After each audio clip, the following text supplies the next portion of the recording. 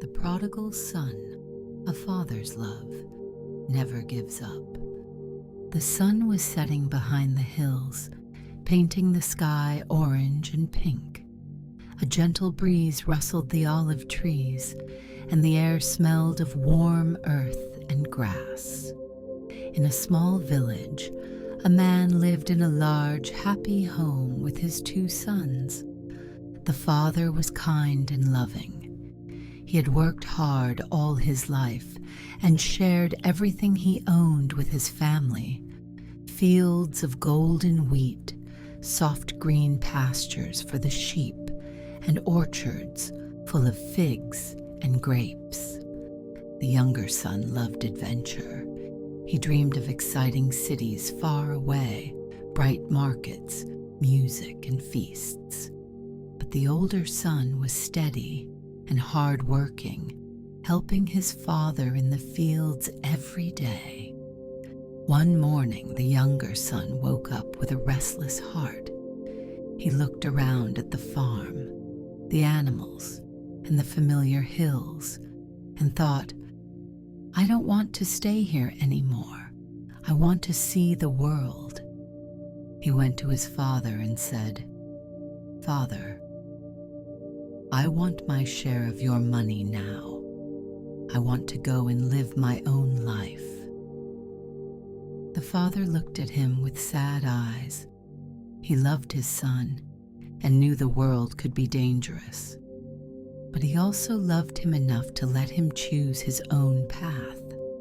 Slowly, he divided his wealth and gave the younger son his share. The next day, the boy packed his bags and left. He didn't look back for long. He was full of excitement, thinking, "Now I can do whatever I want." The road was long and dusty. The sun was hot, and his sandals kicked up little clouds as he walked. After many days, he reached a faraway city that was busy and full of life. There were bright markets with colorful cloths, fruits, and spices. Music floated through the streets. People laughed and danced. The boy's heart leapt. "This is the life," he said to himself. He spent his money on delicious food, warm bread, roasted meat, sweet honey cakes. He bought new clothes and gave coins to new friends he met at the market. They all cheered and celebrated with him. For a while, everything felt like a dream. He had freedom, fun, and friends. But soon, the coins in his purse grew fewer and fewer. One day, he reached in and found nothing but dust. And when the money was gone, his new friends were gone too. The city didn't feel bright anymore. The streets felt cold and lonely. His stomach ached with hunger, and no one offered him bread. Then a terrible famine came to the land. Food grew scarce, and people only cared for themselves. The boy wandered weak and tired until he found a farmer who offered him a job, feeding pigs in the muddy fields. The smell was awful. His sandals squished in the wet mud. He was so hungry that he stared at the pig's food and wished he could eat it. Tears filled his eyes. He whispered, "What have I done?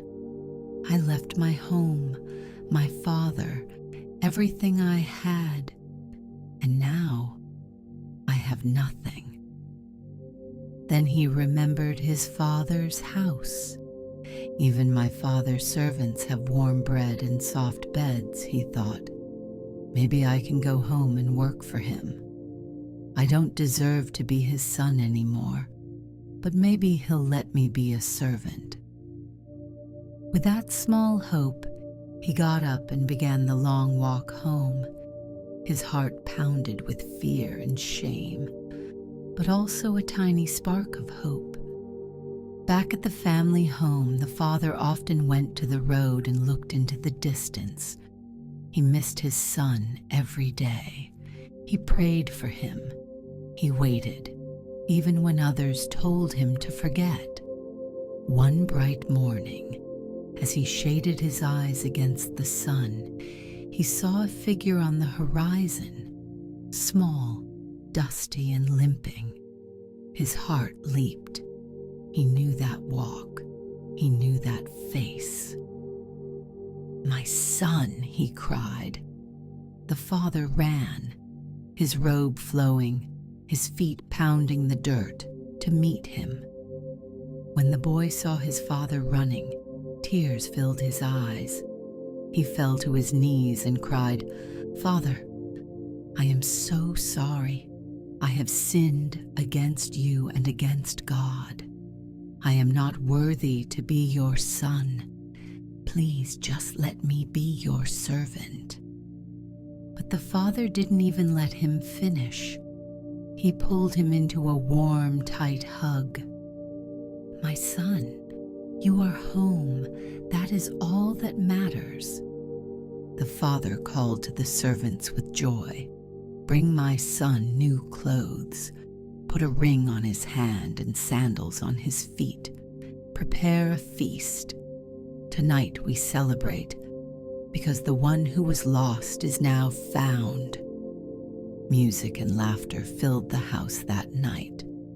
The boy sat at the table, his heart bursting with gratitude. He felt more loved than ever before. He realized that even when he ran away, his father's love never gave up. But not everyone was happy. The older brother came in from the fields, sweaty and tired. He heard music and dancing and frowned. "What's happening?" he asked a servant. "Your brother is home," the servant said. "Your father is celebrating." The older brother's face grew hot with anger. After everything he did, he wasted the money and ran away. I've been here working all along, and he gets a party. The father came out and found him standing in the dark. "Son," he said gently, "come and celebrate. Your brother was lost, and now he is found." The older brother crossed his arms. "But it isn't fair." The father placed a loving hand on his shoulder. "My son, everything I have is yours, but your brother has returned to us. He was gone, and now he is home. My heart is full, and I want yours to be full too." Slowly, the older brother's anger softened. He looked toward the house where his brother was laughing and crying in joy. Deep inside, he realized his father was right. Family, love, and forgiveness were more precious than anything else. And so, the younger son slept that night under his father's roof, feeling safe, forgiven, and loved. He had learned that a father's love never gives up, just like God's love for us. No matter how far we go or how many mistakes we make, God always waits for us with open arms. He loves us and forgives us, and his heart is full of joy when we come back to him. Dear Jesus, thank you for loving me even when I make mistakes. Help me to always come back to you and to forgive others like you forgive me. Fill my heart with love, like the Father in the story. Amen. Thank you for listening to this peaceful bedtime Bible story.